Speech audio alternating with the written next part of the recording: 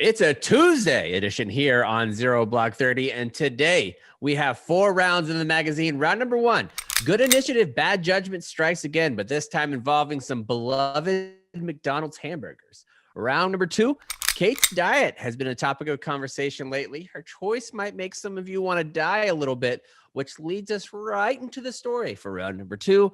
Round number 3, our British friends across the pond. Guess what they're going to be able to do again soon, guys? Guess. You don't know. Sweep your chimneys, Governor. They will sweep your chimneys. That's exactly right. Cons, any guesses? Drink an inappropriate amount of alcohol and scream at soccer games. I think they have been doing that, and they will continue doing that. The answer that I was looking for there was hug.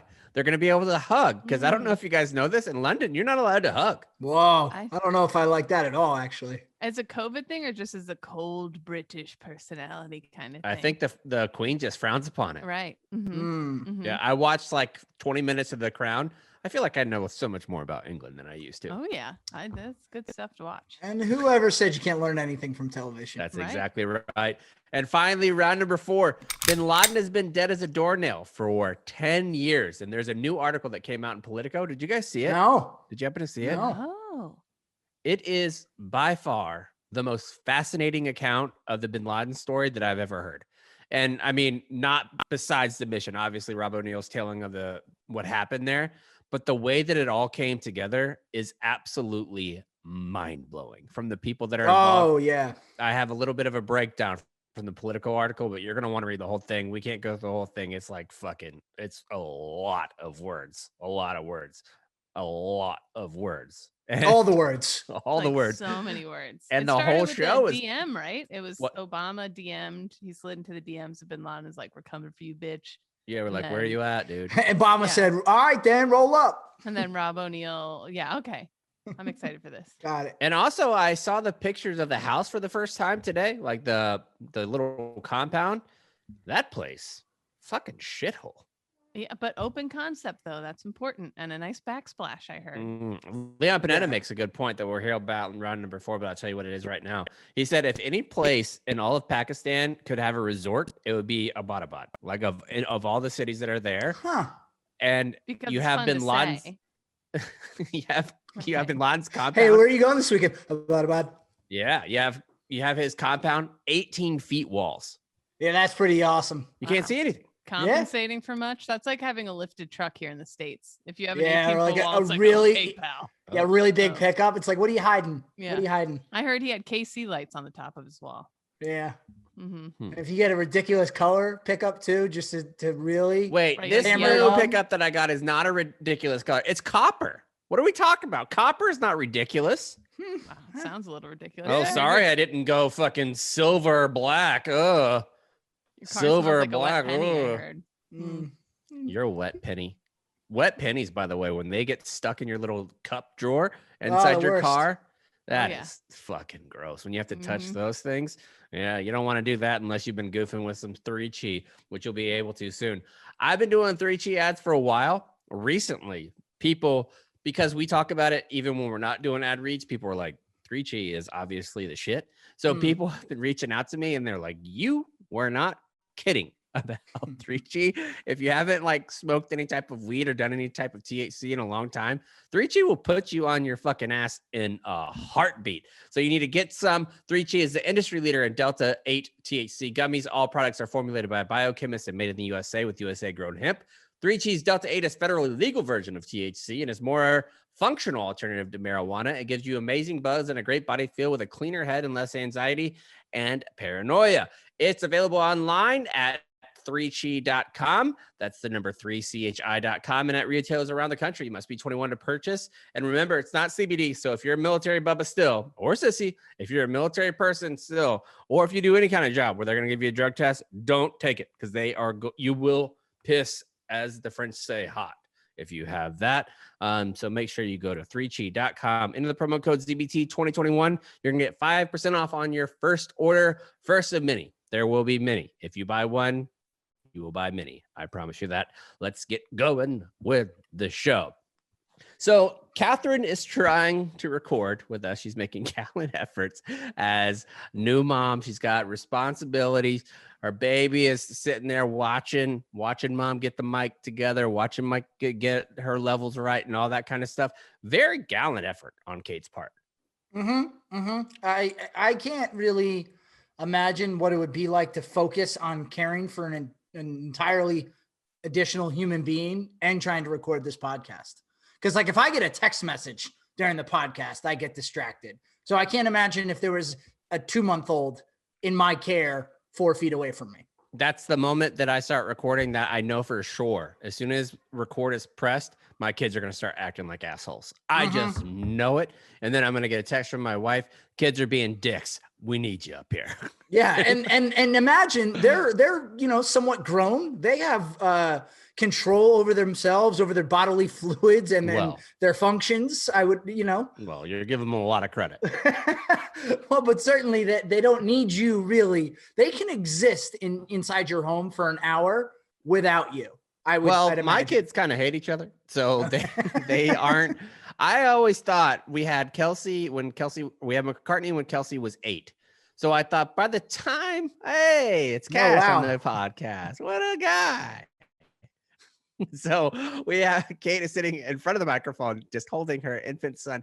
Baby heads are just the best, man. They're just the best. Cash is loving it. He's just hanging out. He's a big time stoolie, long time stoolie. Cash, brick by brick. Really. So we had when Kelsey was 8 years old when McCartney was born. I thought I have a built-in babysitter. I can't trust these kids together. I'm going to come home to my house burned down. I can't.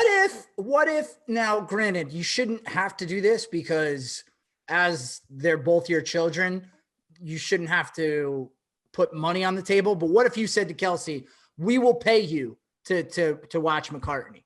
Listen, I'll throw out money just on a Friday night if I'm here. I'm like, look, if you just leave me and mom alone for 2 hours so we can watch an entire movie without somebody needing popcorn, somebody needing something to drink, somebody needing some Tylenol or fucking melatonin. I wish I could load my kids up on 3Chi, honest to God. Like Friday nights, just take some 3Chi and go to bed. I have a question. Is 3Chi, I probably should know this. Is that something that you should be 21 years or older to use? It is. I say it in the ad read every time, Cons. Yeah. I should start paying more attention to those ad reads. Unbelievable. All right, let's hop into round number 1. This one's a little good initiative, bad judgment. And I love these kind of stories because Kate and I, when the Chaps and Kate show was winding down and quarantine was really, really going, we both loved the 1,000 Pound Sisters. Loved Sody it. Pops, people. Sody Pops. I will never call a Coke of any kind anything but a sody ever again for the remainder of my natural life. So these kind of stories, when 1,000 Pound Sister type stories pop up, I pay attention. This one is from a lady named Lisa Fleming, who appeared on TLC's My 600 Pound Life. She found maggots growing in the folds of her skin. Yeah, Fleming said finding maggots on her body was the moment she realized that she needed help. The infection she had was likely from a form of wound known as myiasis, and which maggots can infest open wounds or sores. There are different forms of this, but at 704 pounds, Lisa Fleming knew that she needed to lose weight. I don't know if it should take maggots in your skin to know that you should drop a couple lbs. I don't know that you need to get to 700 pounds. The alarm should have started going off maybe at $2. So I think when you have to tell your 450-pound brother to find me a scale that I can use in my own home, that should be the last wake-up call. Because Tammy on 1,000 Pound Sisters, they had to weigh her ass at the fucking junkyard. Yeah, they took her to the junkyard. That was rough. That's tough. Now, I'll tell you, as we know, I love the Dr. Pimple Popper stuff. You give me a good cyst, I'll watch those videos till the cows come home. Maggots in your skin, that's a bridge too far. I won't watch that. That's an issue for me. That is a health concern. It really is a health concern. So this one, Fleming started to feel sick and noticed that her leg had been bothering her continually. She said to her daughter, who pulled open the folds of Fleming's skin to find maggots.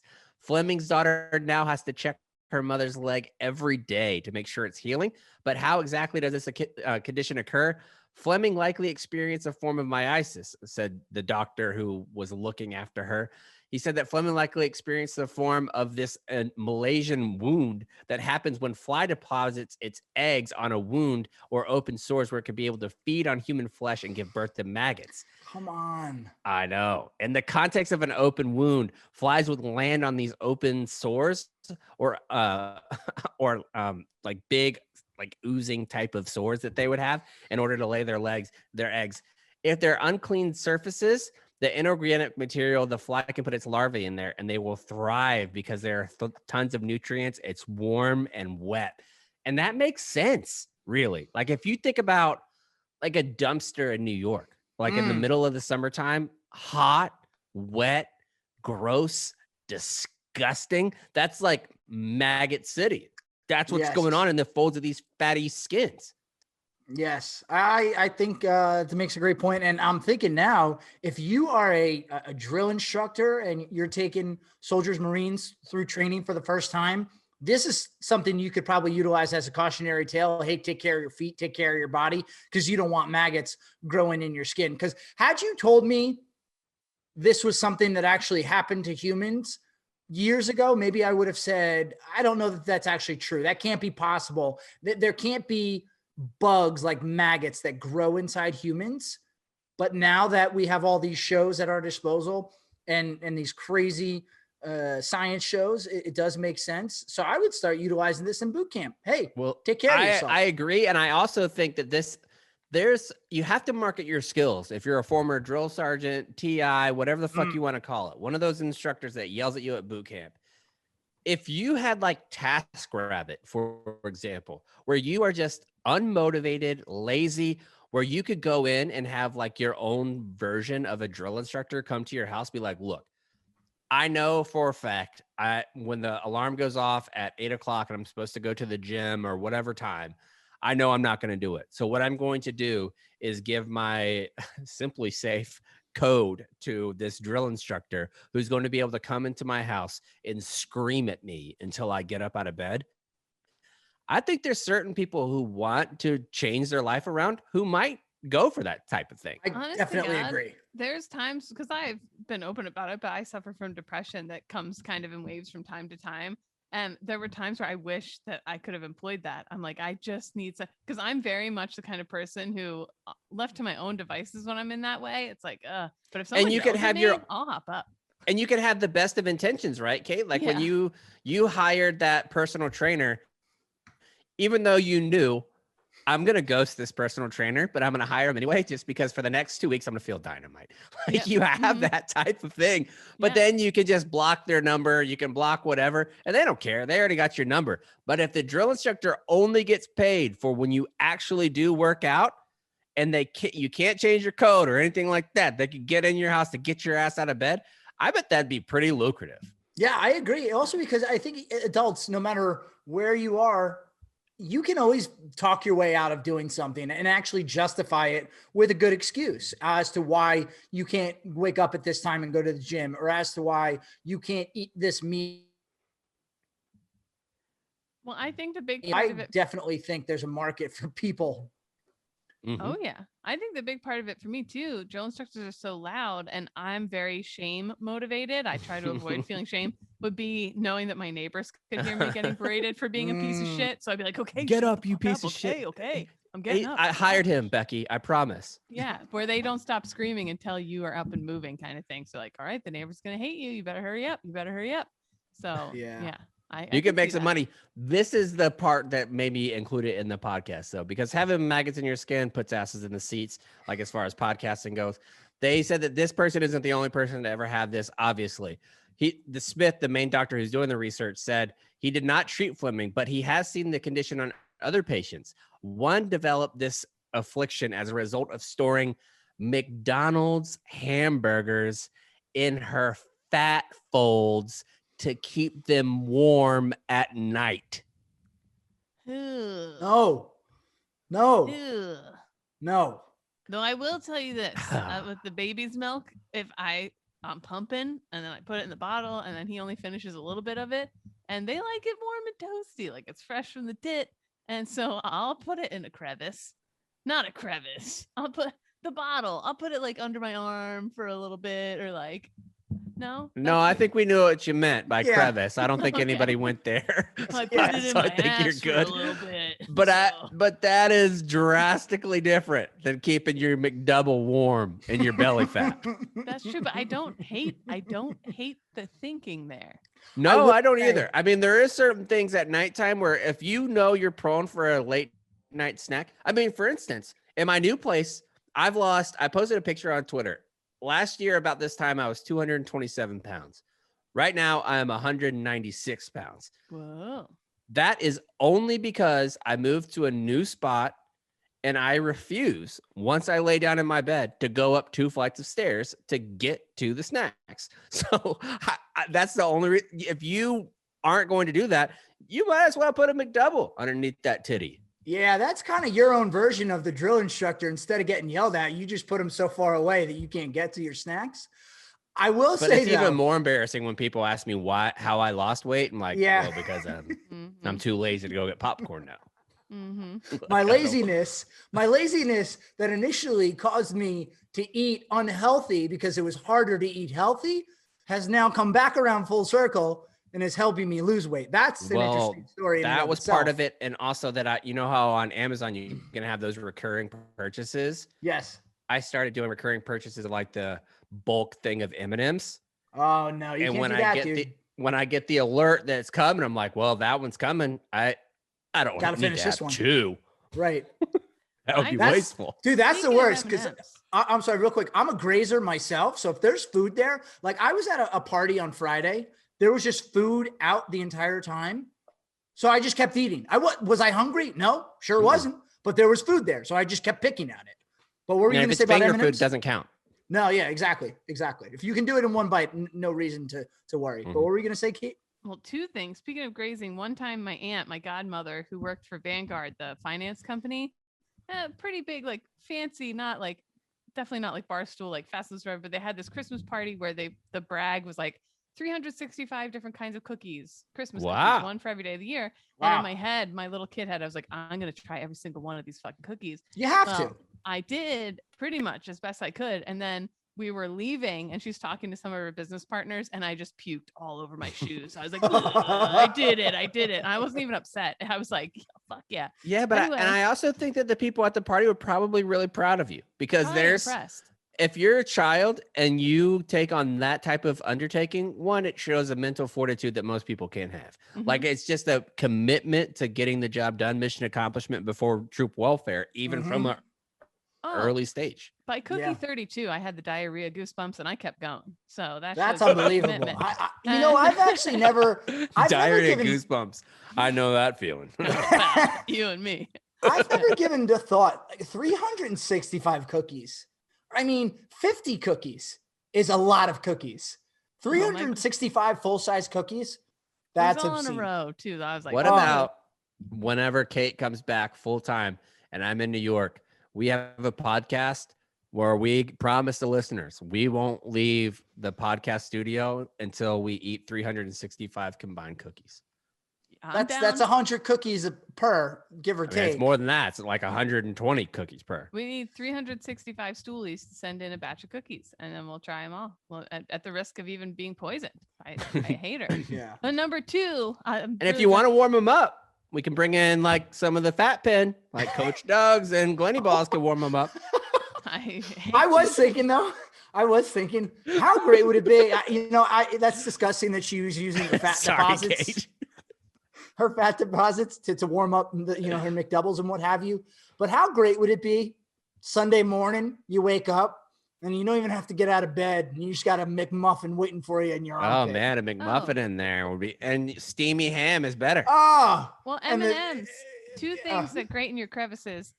M&Ms under your armpits for just the brown bags. M&Ms just under your armpits for 1 minute. They're the perfect meltiness. Same Wow. for a nice cheese and mayonnaise sandwich wrapped up in foil. Jesus if you're Christ, not down the Kate. shore and it can't be sitting in the sun, put it under in your what arm. world? I'm sorry. In what world is mayonnaise warm ever good? That's Kate's favorite sandwich. Love it. You've never heard her talk Hot about that? mayo. Down the shore on the beach, she'll get cheese and mayonnaise and Oh, just yeah. let it sit inside the foil all Yeah, day. While yeah. I'm And then she'll comes swimming, back. I come out of the ocean and I have a nice warm mayonnaise that's all soaked into the bread. Speaking of Kate, there's a new show on HBO right now called The Mayor of Easttown. I don't know if you guys are watching it. I haven't started. Is it good? It's- I've it's- heard it's it's- fantastic. It's so Delco it hurts, I think, right? Oh. They have Kate Winslet speaking in a Delco accent. What do you can think hear- of her Delco accent? She's trying her best. Smoking a Coke. They have them saying all sorts of things so they can emphasize the O on it. But yeah, I think she's doing a pretty good job there. Go Birds. I will give them credit that the You know product what placement, the fuck it is. Go. the You product guys going placement down to Wawa? of Rolling Rocks and Yinglings, as prevalent as they are, I respect that.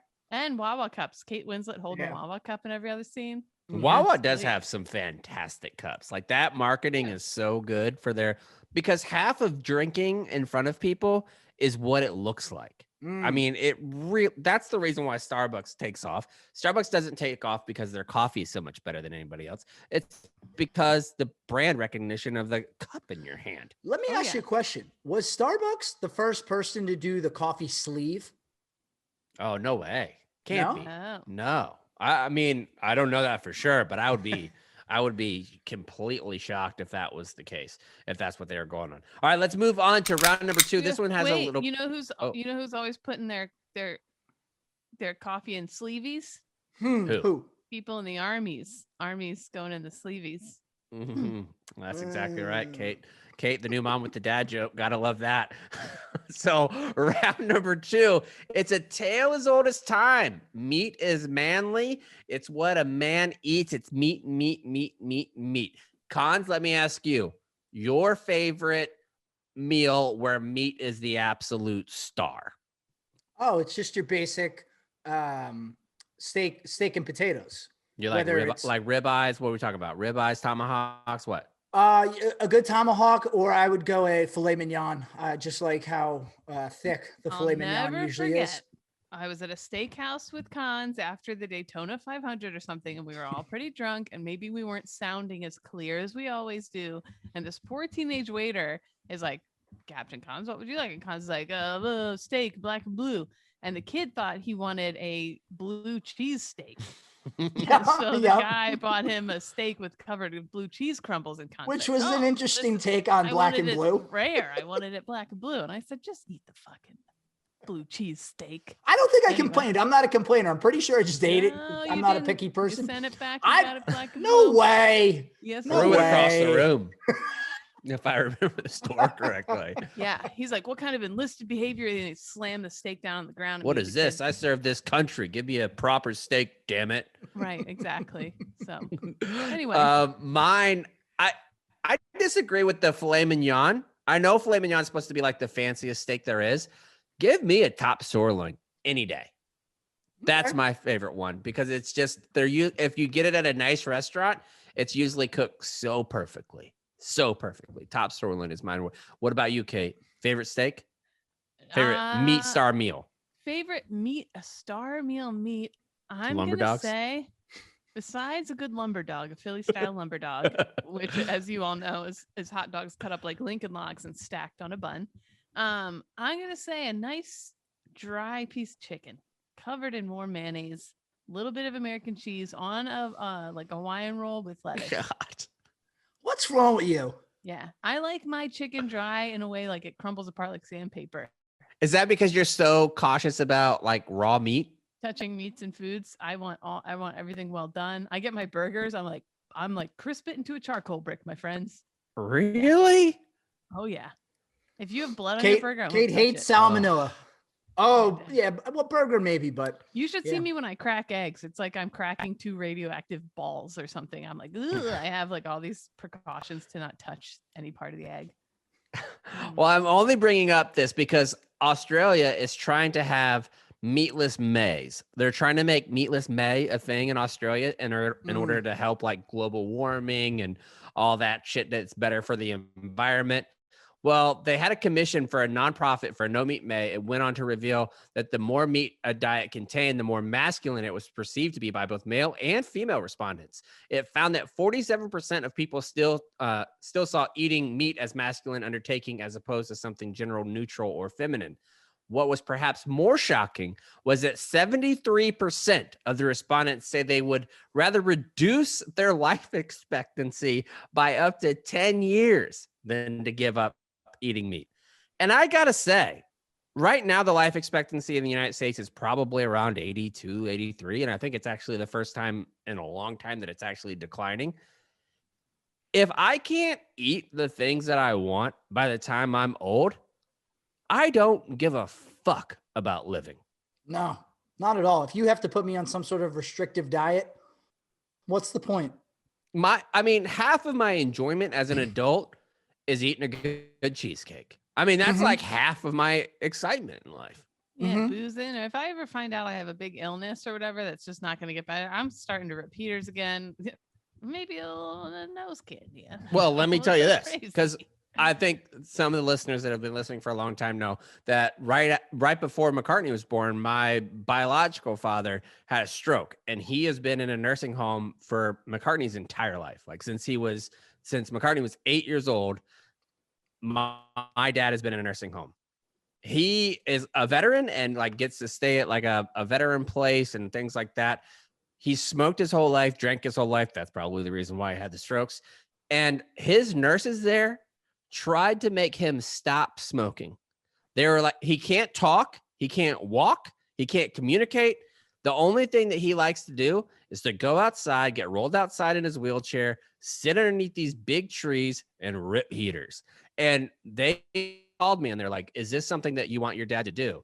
And I was like, dude, let him fucking chain smoke himself to death. Who cares? Like he's not he's not living a quality life. Just let him. It's the only thing he likes. Like, so let him only thing that gives him any sort of enjoyment in his day. Let him have at it. Who cares? Yeah. I mean, limit is meat though. Well, limit is meat intake.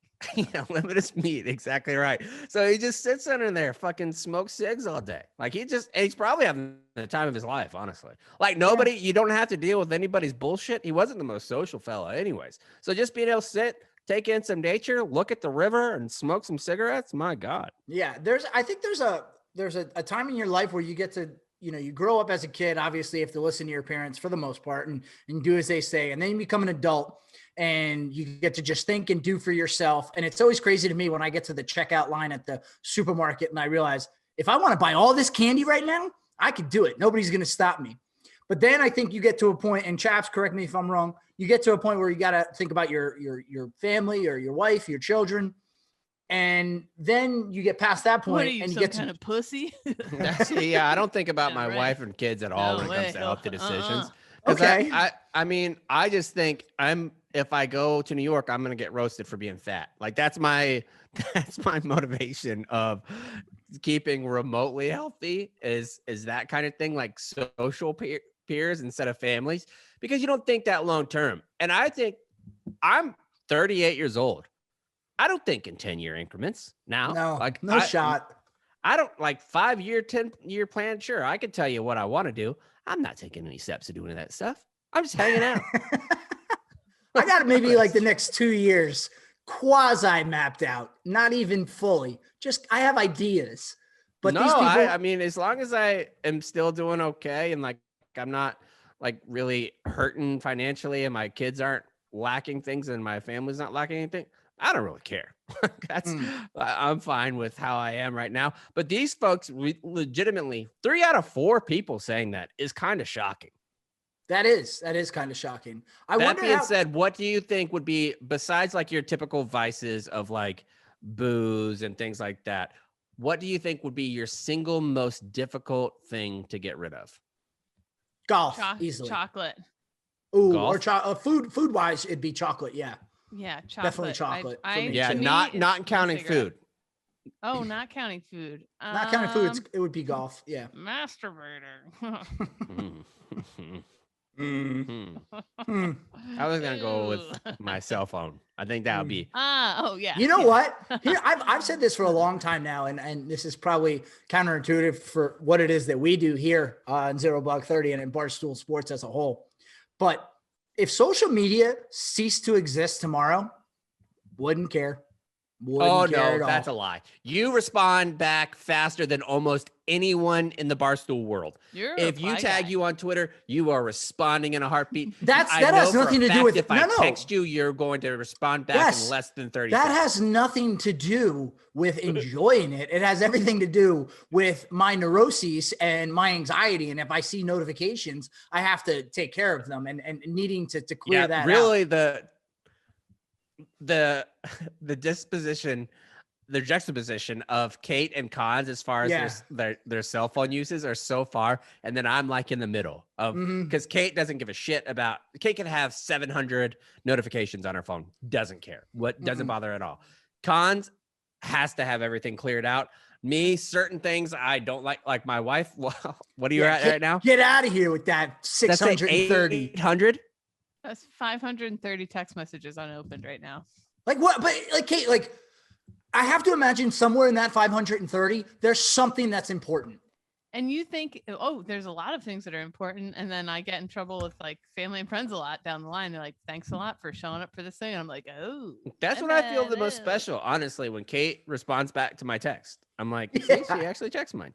Yeah, I'll let the ZBT group chat just roll and roll. And then I'll pop in and be like, hey, didn't read your stuff. Look at my baby. And then I leave again for like 2 days. Yeah, I'm a piece of shit. I can't help it.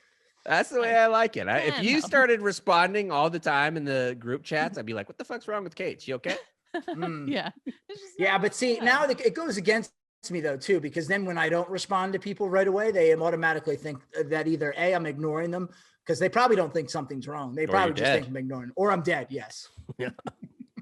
But you've really set yourself up for failure in marriage because now, like, whenever you're getting married, if you don't respond back, she knows you have your phone. Yes, oh, yeah. I know. Yeah, it's the worst. It's the worst. This is what I do. I set the standards low so people don't expect anything from me. Yeah. So if I know we're going to record at like 6, I'll at like 10 o'clock that morning be like, okay, we're thinking about recording at night. Just let me know in a couple hours if you want to join or not. Yeah. Oh, side note, you know who's coming over here tomorrow, 8:45 in the morning? Who? I can't imagine who's coming at 8:45 in the morning. Who? Token CEOs rolling in for Mother's Day. Oh, I know. And so my tits might really be out at that time. I might really. Anyway, I don't know if we needed to say that, but that's okay. Oh, okay. Hey, speaking of meatless May, I don't know how much you guys have paid attention to the news today on Monday as we record, but 11 Madison Park is this super swanky Michelin-starred restaurant in New York City, and they decided that when they come back, they're coming back meatless as a restaurant. Sounds like a brand of polos you'd wear. Oh, they're 11 Madison Parks. Like, I understand if you're that kind of place and you have an extensive vegetarian or vegan menu, if you want to do that, but why meat shame? The crux of it was the guy said that the chef, he's a world-renowned chef. This guy, David Hume. Yeah. He's one of these not even like a celeb chef. He's just very well-known chef and restaurateur. Yeah. He just said he can't ignore the way the industry is going right now, and it would be irresponsible to continue to serve meat. Oh, shut up. Well, it's because all these little farms are getting bought up by the big things, and it's like, whatever. Yeah, well, there's a lot to it. Speaking of big farms, that's exactly what happened with Bill Gates. Did you know that, Kate? That Bill Gates is the biggest farmland owner in the United States, and him and Melinda announced their divorce today. Yeah, I know. I just sad to see. Is there no 27 hope for years. anybody? A-Rod and J-Lo and Bill Gates and Melinda and. Well, I'm out on J-Lo, by the way. You can't go to Ben Affleck right away. You can't start hanging out with Ben Affleck right away. Yeah, but all right, here's the opposite side of that argument. You already got all the new relationship-y things out of the way. You already know what you're getting. And if anything, he's a better person than he was when they dated way back when. Oh, I think that's the assumption. No. Hear me out. Ben Affleck is the perfect rebound guy. Because when you're on a rebound, you're a little bit heartbroken. You want to eat, you want to drink, you want to smoke, you want to be just a disgusting human being. And Ben Affleck says, come here and do that, my friends. You can drop all your Dunkin' Donuts on my stoop. I don't care. You know, he's just That's fair. he's somebody who says sleep all day. I don't give a fuck. He's but we'll bang at some point. I think about it a lot. I don't think Ben Affleck cares about banging. He doesn't look like the kind of guy that cares. I bet he's impotent. Oh I mean, my I don't God. think Jeff, you get can't that. just say Yeah, Ben you can. Affleck is impotent. I don't think you can get a tattoo like he has on his back. Yeah, why not? Once you've been on the cover of US and People magazine, people can accuse you of being an impotent like that. I'm sorry, what magazines? What No. magazines? US and People? US? He's with some. He just Try- broke up with try that Us hot Weekly? young lady. So he's got. Is that what it is? Oh no, it is Yeah. Us Weekly. Yeah. He's got a bone dog on him. Forget it. No, he's got a little dick. I'm sure of it. Oh my God, I don't know why, but I hate this Ben Affleck slander. I really feel connected to him. Nah, I Ever can since take you or leave became Ben a mom, Affleck. you hate when I talk shit about Ben Affleck's dick. I'm You've so tired changed. of you talking about Ben Affleck's dick in it. Yeah. What do you think You of his changed. tattoo, Kate? His huge dragon tattoo on the Be back. perfect enlisted. I don't Yes, see Yeah, you me and would. Kate can't do a whole lot of tattoo judging. Yeah. That's No a glass house that we cannot throw a stone in, but you can throw a stone at your computer if you don't have access to GovX. That was a stupid transition. I'm fucking. it was so close. I love I will it. say it was so close It to was being close. good. It was close. It was right It there. really was, but it ended up being terrible. But Yep. what's not terrible of govx.com? It was built for you. It was built for the veteran. It was built for those people who like, oh, I don't know, brands like North Face, Under Armour, Oakley, Garmin, so many more. You can get a fancy boy watch there, fancy girl watch. You can get knives. You can get whisker do's, whisker don'ts, Benchmates, Leathermans, Sogs. You can get all kinds of shit from that place. If you want sunglasses, buddy, they got sunglasses. They got Vortex, Optics, Surefire, Wiley X, anything you want, you can go there because that's a spot where they go to honor American heroes. GovX also donates money to nonprofits honoring government heroes and American heroes. The GovX community has supported nonprofits like Paralyzed Veterans of America. Kate won't like this one, but Firefighter Aid. Not volunteer firefighter aid, just regular. So that one's fine. Regular's okay. The Green Beret Foundation, Team Rubicon, our military kids, and many, many more. GovX truly believes in their mission to honor the men and women who serve the country. So make sure that you go there right now, because if you sign up, you'll get your membership and you'll get $15 off your first order of $50 or more with the coupon code ZBT15. Let's move on to round number 3. This one comes from jolly old England, and people are being urged to remain patient before the next relaxation of COVID lockdown restrictions, as there is a possibility for coronavirus cases to reignite amidst reports that family and friends in England could be allowed to hug in just over a fortnight. That being said, those stories coming out of India are fucking tragic, man. Scary and Yeah, tragic. crazy. Very much so. And it's like they're not taking it serious at all. Like one of my buddies, he's from India, and he was sending me pictures, and he was like, every single one of the major religious groups there is fucking it up. They have like all their big festivals, like the Sikhs, the Muslims, you have like the Hindu, the Christians, everybody that's there, they're still having these huge meetings without masks. Like tens of thousands, hundreds of thousands of people are dying every day, and they're not doing anything about it. Like they're just fucking going about their normal business. Yeah. Can't do that. I'm sure Can't do it. that's- And meanwhile, in England, you can't fucking hug. So the success of the vaccine rollout and sharp reduction in coronavirus cases and death led ministers to support the move, according to the Times. If approved, this would mark the first time that people in England have been allowed to have physical contact outside of their household for more than a year. The government had said it would keep hugging under review as England approaches the third day of roadmap of lockdown on 17 May. It has not made a formal announcement that of yet. Not only that, I don't know if you guys have heard this news coming out of Hawaii about coronavirus. Have you heard it? Nope. Tell me. Honolulu, Maui, and several of the other largest cities in Hawaii, because like it's a airborne disease or a virus, they are outlawing loud laughing in Hawaii, like in these major cities. You're not allowed to laugh really loud in public anymore. Well, I guess they can't listen to our show anymore. Ah. Yeah, so like people Watch out for our really, Hawaii downloads going down. Oh, yeah. people are really yikes. upset, like in Maui, because you're going there on vacation and you have all these people that are coming in, like these government officials. They're saying no loud laughing at all. The only thing you're allowed to do there is a very low ha. Aloha is that's it. Mm. That was pretty good. That was a pretty good setup for that joke there. Oh, Kate got it now. That was good, chaps. Got That my was goose. that was me. good. They're That's allowed good to setup. laugh as loud as they want. They're allowed to goof off. They're allowed to go up volcanoes and eat Dole Whips as much as they want. Oh, man. Dole Whip. Dole Whip. Dole Whip. All right, so hugging is out. I love hugs. I love a good hug. It's awesome. Me too. You Who's the see best somebody? hugger you know? Clem's pretty good. Yeah, Clem's mine too. Clem's pretty good. You know, my Clem's tits a hurt so much fantastic these hugger. days. I haven't had a good hug in. Oh, I haven't because my pregnant belly and then my tits hurting. I haven't had a good hug in probably over 6 months. I can't. Shots wait till I fired have a at good Cash, dude. Like he hugs you all the time. Mm. No, that's true. He's got tiny little. I'll tell you, his arms aren't very strong for hugging though. I don't want to rip on him, but Wow, oh, it's fucking Yeah. ugly. a little weak. Yeah. My goodness. Get on that.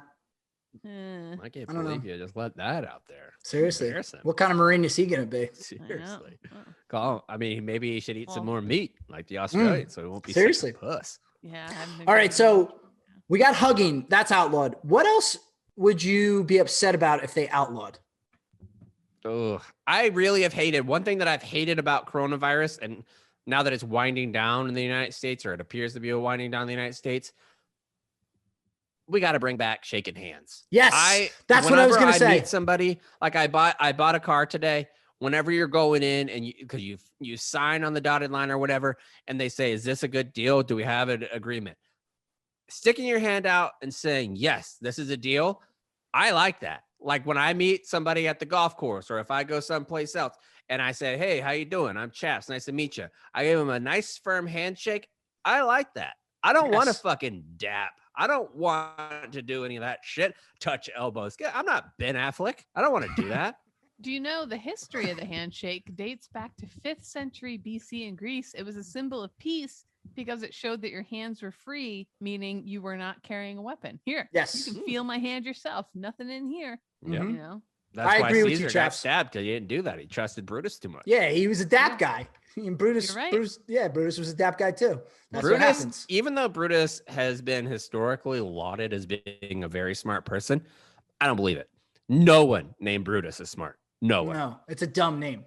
Yeah, your name's Brutus. You're a fucking box of rocks. Yeah, I mean, have you seen Ohio State's mascot? That guy looks like a moron. Yeah, fucking Buckeye. What is that? A fucking I- walnut? I would say I don't like shaking hands. I've always hated it, and it originated for me, my hatred of this, the sign of peace in the Catholic Church. Every mass on Sunday would have this moment where it was like time for the sign of peace, where you turn to everyone around you in the pews and you shake their hands and you say, "Peace be with you, peace be with you, peace be with you." And I was always awkward. And also with you. And also with you. And in my teen years, if I was near like a boy in my Sunday school class that I had a crush on, like Mm. 10 minutes before the sign of peace, I would start getting nervous. Like, oh my God. Sweaty should palms. I grab his hand? By the time it was time for the sign of peace, my hands would be soaking wet. And then I'm like, oh no. Because as soon as you start thinking about not wanting your palms to be sweaty, they're drenched. Oh, And yeah. I was the sweaty hand kid at sign Yeah. of peace. I hate Same it. thing with diarrhea. If you get nervous Right. about having Mhm. diarrhea, like if it gets into your head, you're going to have diarrhea from stress. Absolutely. Also, chaps, I know you'll agree with me on this.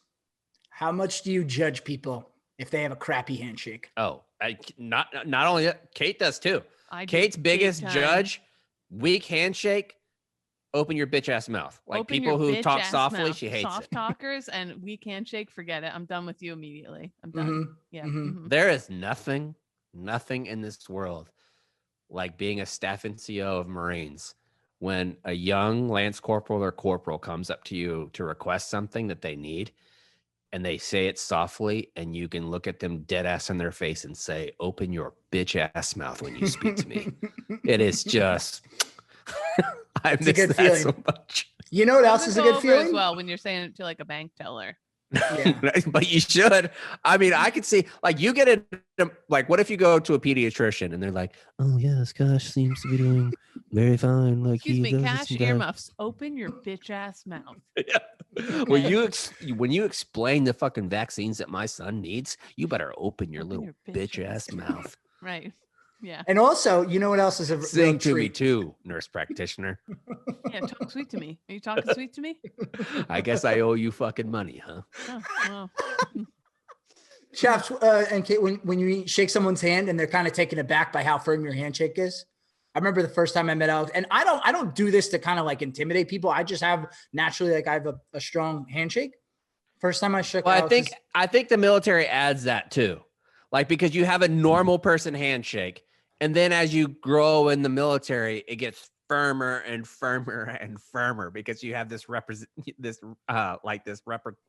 fuck word am I Repertoire? looking for? Repertoire? No. You know what I do to show, especially in the military, Reputation. people look at a woman and you think, oh, she's not going to give a good handshake. To show the men that I mean business, I always put a little piece of raw steak in my hand when I go to shake hands. Whoa. Too. That's good.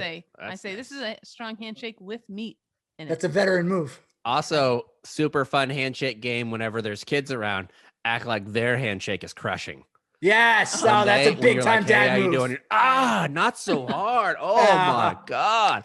Actually, now that I think of it, the adults who give weak handshakes now, they probably had an uncle who did that joke too much. So they're like, oh no, my handshake's too I don't want to hurt someone. Yeah. I better soften True. it. It's not their fault. They're a product of their environment. Shout out Charles Darwin. So that's basically that story. Now let's move into killing Osama bin Laden in round number 4. Very different than what we've been talking about so far. And this talk about bin Laden, I think we actually might finish up the show with Rob O'Neill telling the story because it is fantastic. But this round is going to be brought to you by our friends at Trifecta Nutrition.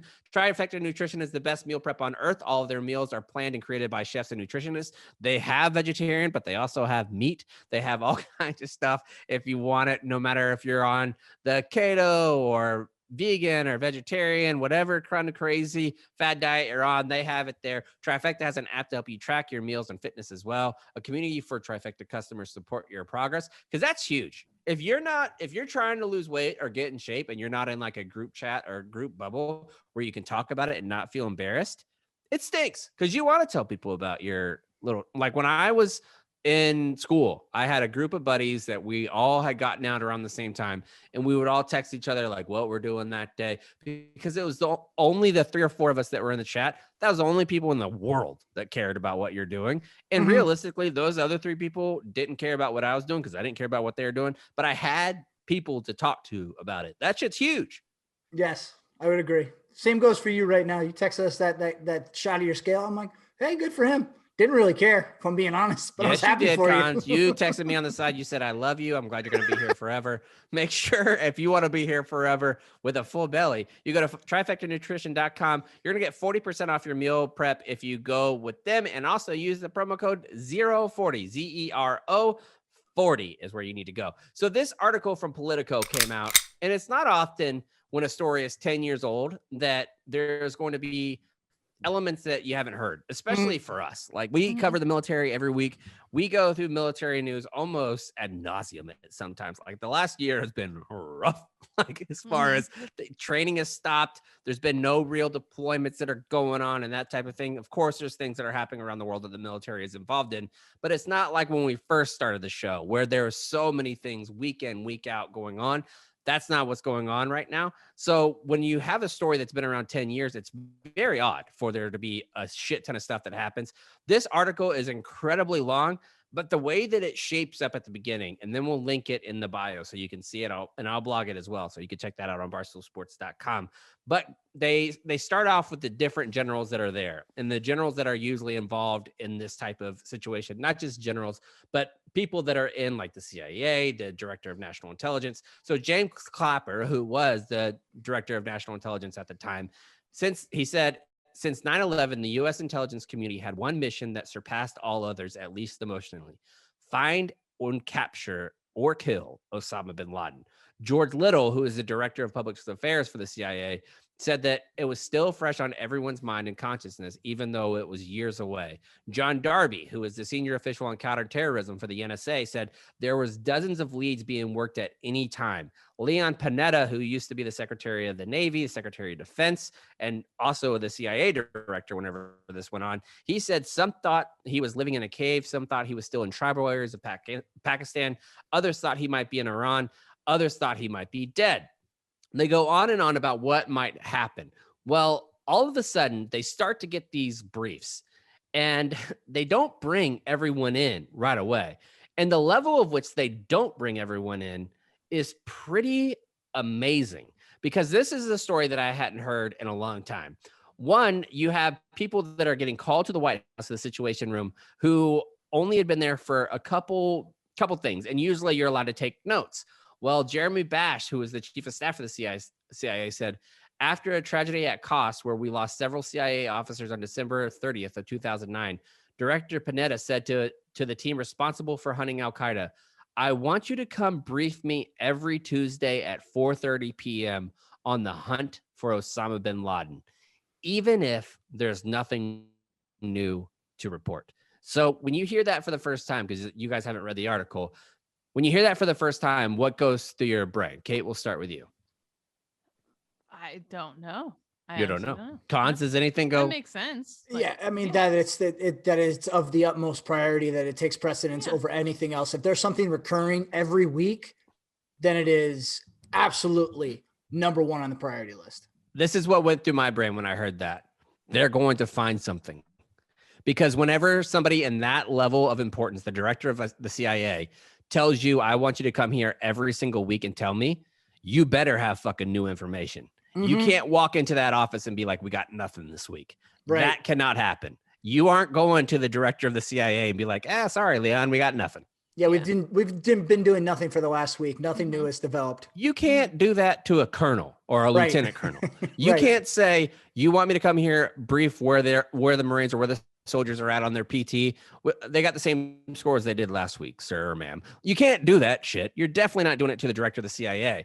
Well, he goes on to say, I remember saying in the very, when I first gave them this order, that they would have to come in and tell me 4 or 5 new ideas about how we would try to locate bin Laden. Admiral McCraven, who makes his bed, said he represented everything and everything that we were fighting against. Tish Long, the director of the National Geospatial Intelligence Agency, said, I was in my office in August of 2010, and my executive assistant, a Navy captain, that shows you how high-ranking she is. Navy captain, an 06, the same thing as a colonel, Kate, just as a reminder. 06 being your assistant means you're pretty fucking high up the chain. Well, imagine that. I'm sorry, real quickly. To reach the rank of captain in the Navy, that's 20 plus years. To get to that rank and then be like, you're just going to be this dude's assistant. Right. That's humbling. I mean, I remember talking to the fella who was Mattis's assistant when he was the Department of Defense secretary. Whenever he said that Mattis at that time had a 2-star that was his assistant, like that's when you know you fucking made it. When somebody has a star is bringing you coffee, you've made it. Well, he said the Navy captain tells Tish Long, ma'am, there's a couple of folks here to see you. Okay, I want you to tell me a little bit more, he said. It's 2 analysts and the director of analysis. They said they really need to see you. He says, bring them in. Brett, you stay. So, that happens all the time. Even with our CEO, whenever she has an important meeting, she'll tell her executive assistant to stay on to take notes in case she misses something, in case she gets a call. He can listen in or she can listen in to see what's going on. Well, they came in and they said, nope, he can't stay. He doesn't have a high enough clearance for all this. So that point, when that colonel who is the executive assistant has no right to be in the room, you know something big is coming up. Like when they're like, Captain, get the fuck out, there's going to be something huge that goes on. He said, Jeremy Bash, who was the briefer, said, we've been following 2 individuals who were historically couriers for bin Laden. We found them and we followed them to a dead-end street in a town called Abbottabad.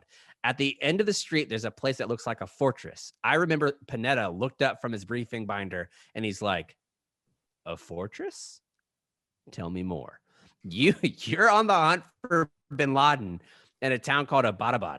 And you find a fortress that has 18-foot high walls, that it's like that looks impenetrable from the outside. Mike Morrell said he went through what was unique about this compound, and the hair started standing literally up on the back of my neck.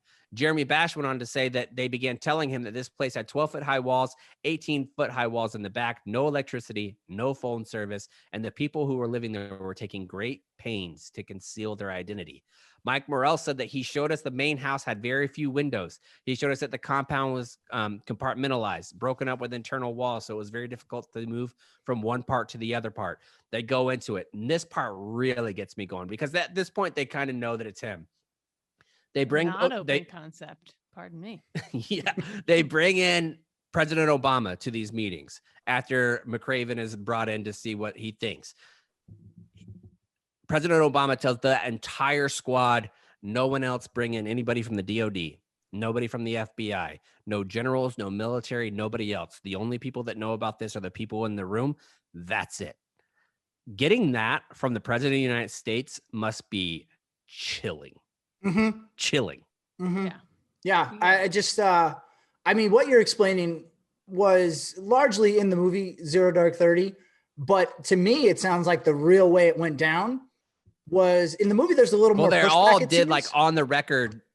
This is the first time they've all gone like on the record, like going through how everything, and they pieced it all together about how it went. Listen to what McCraven said.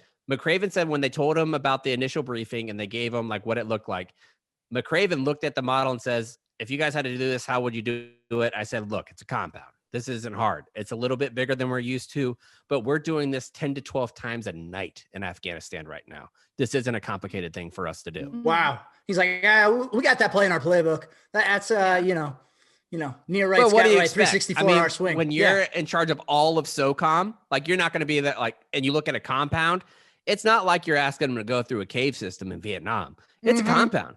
Mm-hmm. Like, even though it's a little bit bigger, like they train in hospitals, they train in stadiums, they train in all kinds of places. This compound's big, but it's not too big. And their principles just carry through. So no matter what, even if they come across something that maybe they've never seen before, their principles take over and they'll be able to handle it. And he goes, and McCraven says, by the way, go not ahead, just Kate, living in a double wide in town. Yeah, Like, if you're going to be an would've international terrorist, dude, you got to stay in like the Ritz. Yeah. Dye your hair. Lay What's low. the point? I mean, you're like, really? Bin Laden? Fucking idiot. I mean, this guy, if he would have stayed in Saudi Arabia, he was like a billionaire. Like his family was rich as fuck, had all kinds of oil. Why are you going to go live in a cave for fucking 15 years? Maybe he was a minimalist. I can tell you right now, I used to be be there for 15 years with all of us looking for him. So I don't know. I used to be wanting to be a pastor. If you'd have told me, look, you can have $1 billion or you can go live in a cave, I was very devout. Give me $1 billion. You weren't that devout. Not after a while. No, that's true. So go ahead, Kate. Well, they dumped him at the ocean, right? Yes. I think so, yeah. But I the just last looked thing it I up. want to talk about was the options that they had of what they did. They brought all these options to President Obama. Leon Panetta brought one, and I had never heard this. They were like, all right, look. And this is like Panetta and all those like McCraven and Clapper. They all basically turned back into Lance Corporals. And they were like, look, what we need to do, we're going to bring a B2. We're going to blow this motherfucker to shit. We are just going to absolutely come in here and blow this motherfucker to pieces. Finally, somebody in the room was like, if you guys do this with B2s, you're going to kill everybody around. Like, it's not just going to, like, you're not going to be able to just target this compound. Everyone around is going to die too. And they're you like, do not want to make the killing of Osama bin Laden. You do not want to make him sympathetic in any way. You don't want to. Right. So killing kids is probably not. Right. The kids are there, right? all that stuff. So they had to take that all into consideration. And I'm glad that they ended up doing it the way that they did it, because bin Laden needed to die. Like, no doubt about it. Yeah, like, but also did that happen? I think there would have been, had we just dropped a bunch of bombs, we could have said like, yeah, we knew he was there, but the way that we did do it to absolutely know that he was there, I think gave a lot of people a lot of peace of mind, as opposed to. Which is why I think they should have released the pictures. I'm still surprised the actual pictures haven't been released. Like the ones that are going around and have gone around for years are fake. Like those aren't real. I wish they would have actually released it. Or if they had like body cams they could have wore. Yeah, I think so. I'm very interested to read the entirety of this article. So I hope I'll read the blog whenever you post it. But I have to imagine there are still parts of this that are still classified and will remain classified for a little bit longer, if not decades longer. So maybe those pictures will come out. It's just going to take a lot more time, because there's a lot of aspects of this mission that if we revealed now would leave us somewhat vulnerable, I have to imagine. No doubt. And the end of the article that I'll stop here, it goes on and on, like I said. But the last thing I'll say is Nick Rasmussen. He said, we might not ever know if we succeeded in killing him, if we blew up everything, and we wouldn't be able to control the narrative of the aftermath. So what Kate said was was very right in there. So now to end the episode, we're going to have Rob O'Neill on the 10th anniversary, or right around the 10th anniversary, explain what his actions were the night that he put 3 rounds in the face of Osama bin Laden. And after he's done, sound of the retreat. And we're here with a dude that you might have heard before, because he fired the shot heard around the world. And that was one that took down a dude by the name of Osama bin Laden. Not sure if you've ever heard of him, but he orchestrated some pretty bad shit. So we had him come on because we're some military dudes, and doesn't get much more military dude than the dude that put 2 in the chest and 1 in the head. Is that how it went down? No, it didn't. It was actually 2 to the head and then 1 more to the head. Okay, so you're different. No, it was because he was standing up for the first few, and then so the third shot was the easiest. Yeah, but I've actually taken some grief over that, because have haters say that, like, if you're trying to go after a high-value individual like that, you don't shoot him in the face because you want target ID. But I'm like, you know what? That's not the case, because if you've ever dealt with a suicide bomber, you shoot him in the face. Yeah. Like, you shoot him in the chest. It's amazing. People have this weird thing called a will to live, Mm-hmm. and people don't die as fast in real life as they do in the movie. So you shoot a suicide bomber in the chest, they have a tendency to continue, they continue the circuit, and the bomb goes off. So you shoot him in the face. Plus, his face was closer to me than his chest anyway. So. Yeah, and to me, if it's Osama bin Laden, you shoot him as many times as you possibly can in any place you can, and the face is a good place to start. His face is a good spot, too. And like Grandma always said, anything worth shooting is worth shooting twice. Right. So Exactly. I did that just because there's a word that I love to use once in a while. It's thrice. Even though people don't know it's a word, I shot him thrice. I feel like the thing that you did, people want to know. Yeah. And they want to see a face to a name. Sure. And I feel like that's common, and especially since you weren't the one that released it. And I think if you would have been the one, if you did it and you came back, you flew into Virginia Beach and you were like, Virginia Beach News! I am Rob O'Neill! I am all that is great and good. Like, I feel like I'd be like, I don't know if I want to have him on my podcast. So, I mean, it was almost out of necessity that you were telling the story, because it was already out there, so you wanted to make sure the good story. The story was out there, and I wanted to make sure the truth was told. Okay. But I'll be the first truth. to tell. Exactly. That's what, and a lot of people can't handle the truth. You can't. Look at that. These references. A Few Good Men. I I'm love gonna it. write a movie about it. Yeah. But I'll be the first to tell you, it wasn't because of me. Like, I'm to the point where I didn't do anything that whole mission. I literally followed cool guys, watched them do really cool shit the whole time, literally knowing we're going to die on this mission, but I need to savor this because this is historic. Cool guy doing this, cool guy. Oh, my God, that was cool. I love that. I know this guy. All of a sudden up the stairs, and a guy jumps on suicide bombers. I turn right, there's bin Laden, I shoot him, just because that's my job. Yeah. And based on tactics that guys before me invented. That's it. I got, even on my website, I say that I got there on shoulders of giants. Yes. That's the only reason I got it. It's not like I came through the skylight by myself and all of a sudden, boom, I'm out, bitches. That's not exactly. That's not what happened. Throughout how many years were you in the Navy before you pulled the trigger? About 15 years. I was a SEAL for about 15 years so before you had that. 15 years of training to lead you to that point. Well, 15 years of combat and training. Yeah, 15 years of combat and training. And you also had, not only that, but you had countless of other people gathering the information, giving you the my God, constructing just years. I mean, even right. pre 9/11, there were people tracking bin Laden. Right. There were all kinds of agency guys and intelligence people that were men and women. I don't mean to say guys that were doing nothing but that, and they were just tracking him. And when they told us about bin Laden 3 weeks before we went to go get him. They knew about him for years. Oh yeah, and they kept that a secret. And they were building. I mean, how meticulous must they have been to build that case to go back to that house? I mean, we're just the means to an end. And I mean, to a lot of people out there that play those video games and do the little Instagram shit, tip of the spear sounds cool, but that's what it is. You're just the end. The fat part of the spear are the smart people, the people that actually busted their asses for years. Yeah, there's wood on the spear, there's iron on the steel. Somebody had to fucking shape that's the what iron. It is. Yeah. And I mean, even in President Obama's defense, he said afterwards, I was never convinced 100% bin Laden was there, but I was 100% convinced you guys could go in and find out and leave.